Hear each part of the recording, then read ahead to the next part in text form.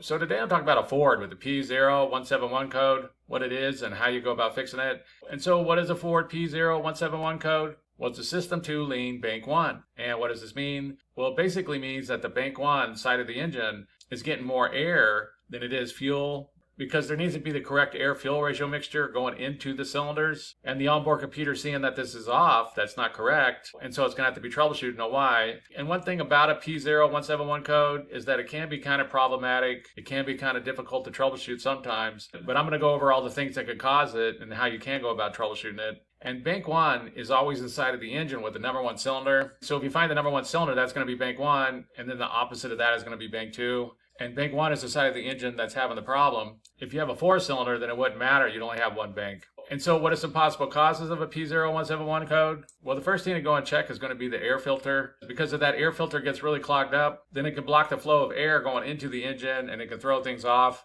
So go check your air filter and be sure it doesn't look like it's all clogged up. The next thing that can cause this problem is going to be a MAF sensor. Many newer Fords don't have a MAF sensor. They use a combination of other sensors to see how much airflow is going into the engine. So if you have a newer Ford, like 2018, 2019 or newer, then you might not have a MAF sensor, but many do, and a bad or dirty MAF sensor can cause issues. And so the first thing you can go and check is the MAF sensor. Usually when a MAF sensor goes bad, it's going to give you other codes like a P0100, a P0101, or something along these lines. But you can go check it out. You can test it if you want to. I made videos on how you go about testing these. I'll put a link down below if you need to check that out. You can also clean these sensors up using something like mass airflow sensor cleaner or something along those lines. But the first thing to go and check is going to be that mass airflow sensor.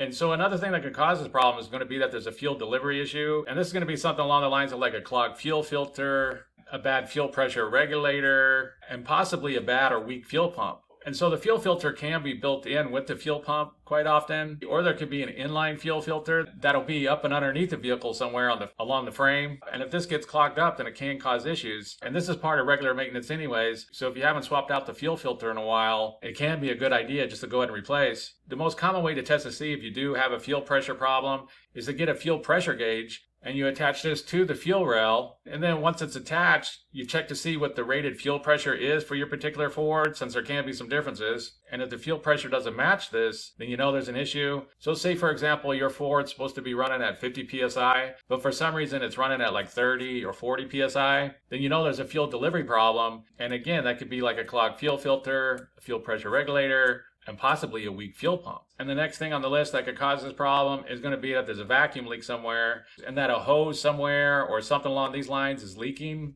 and it's causing an issue. There's some different methods on how you go about trying to find a vacuum leak. Some mechanics will carry around like a spray. They'll start the vehicle up and then they'll go around and examine all the hoses and everything, and wherever they think the leak's at, they'll spray. And if the engine idle changes, then they know they found where the leak's at. Another method to check for vacuum leaks is to use a smoke machine. And basically when you use this method, you just feed smoke into the engine, and wherever the smoke comes out, you know where the leak's at. So there's some different ways to go about checking for a vacuum leak. And then the next thing that can cause this is going to be a bad oxygen sensor. And this is mainly going to be the Bank 1 Sensor 1 oxygen sensor, also called the upstream oxygen sensor. This is going to be the first one going down. It's going to be the one before the catalytic converter. So on that Bank 1 side of the engine, it's going to be that first O2 sensor going down. And that would be the main one to go and check and see if it's causing issues. This oxygen sensor is what's reporting back this error code to the onboard computer. It's monitoring how much air and gas was burnt off in the cylinders, and this is what's detecting that there's not enough gas going into the cylinders. So if this goes bad, there might not be no problem in the engine, but the onboard computer thinks there is, since the sensor's gone bad and it's just reporting bad data.